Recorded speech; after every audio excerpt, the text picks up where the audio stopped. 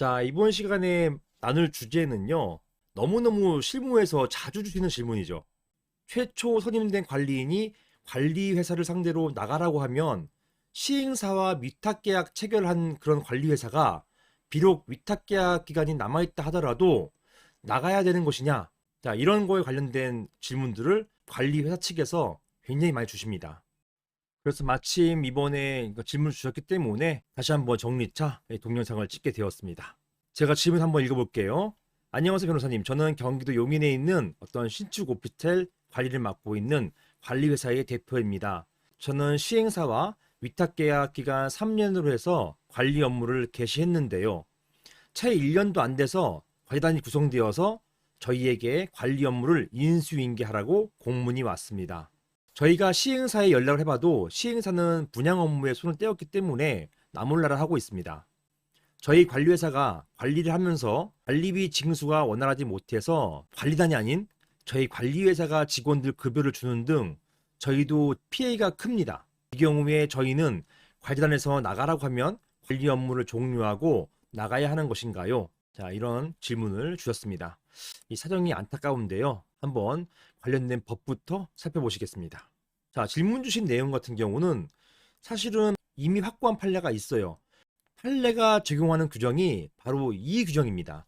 집합건물법 제9조의 3 보시는 것처럼 분양자의 관리 의무 이 규정이에요. 이게 왜 그러냐면 제1항 보세요. 분양자는 보시는 것처럼 분양자 이거 시행사거든요. 법 제24조 이게 집합건물법 24조 3항 이게 뭐냐면 관리인 즉 관리단 대표의 선임 관련된 규정이에요. 이렇게 선임된 관리인이 자, 잘 보세요. 사무를 개시할 때까지 사무를 개시할 때까지만이에요.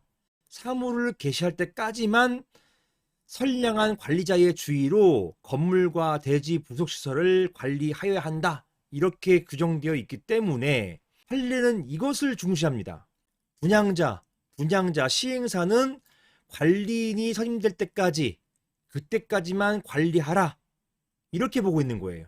그래서 분양자, 시행사가 이런 관리를 위해서 위탁관리 업체하고 위탁관리 계약을 체결했다 하더라도 결국은 새로운 관리인, 선임된 관리인이 사무를 개시하면 위탁 업무는 종료하고요. 결론적으로 안타깝지만 위탁 업무를 종료해야 되는 것입니다. 자, 이 내용을 정리하면 이렇습니다. 집합건물법에 따라서 분양자, 시행사의 관리 권한은 한시적인 것이다. 이렇게 보고 있어요, 판례가. 분양자로부터 집합건물 관리에 위탁을 받는 수탁자의 경우 위탁관리 회사죠. 그 위탁계약 기간이 남아있다 하더라도 관리를 개시한 관리단과 그 사이에 승계계약 등을 체결하지 않은 이상 새롭게 관리인이 선임됐는데 그 선임된 관리인이 위탁관리 업체에게 계속 관리하세요. 계속 승계하겠습니다. 이렇게 하지 않은 이상 관리단의 의사에 반해서 건물을 관리할 수 없다. 즉 관리단 관리인이 나가라 하면 나갈 수밖에 없다. 이렇게 보는 것이 대법원 판결이에요. 이 대법원 판결을 계속해서 지금까지도 최근까지도 하급심에서 이 판결을 원용하고 있습니다. 그대로 갖다 쓴단 말이에요. 이러한 판례 태도는 법문에 방금 보신 것처럼 선임된 관리인이 사무를 개실 때까지 라고 규정되어 있기 때문에 이런 규정 해석에 따른 것이에요. 이런 경우 시행사와 위탁관리 계약을 체결한 관리회사 입장에서는 안타깝지만 시행사에 대해서 계약 위반의 책임을 물을 수밖에 없습니다. 문제는 자력이 없는 시행사가 많다는 것이죠. 이렇게 자력이 없는 시행사가 대부분이기 때문에 사실상 관리회사는 피해를 보는 상황이 될 수밖에 없어요. 이 부분은 안타깝지만 현재 판례상으로는 어쩔 수가 없습니다. 자, 이런 상황 때문에 실무에서는 어떤 일이 벌어지냐 하면요. 위탁관리회사는요. 이런 불안한 계약상의 지위를 보호받기 위해서 어떤 행위를 하냐면 오히려 관리인 선임을 방해하는 경우가 많아요. 방해하거나 오히려 관리회사가 주도해가지고요. 자신들에게 유리한, 즉 자기에게 계속해서 관리를 할 수 있게 해주는 그런 관리인을 선임하기도 합니다. 자, 이렇게 두 가지 방향을 선택해가지고 하는 경우가 많아요. 이게 실무에서 많이 일어나는 일입니다. 이게 현재까지의 판례 때문에 이런 일이 벌어지고 있는 것인데요.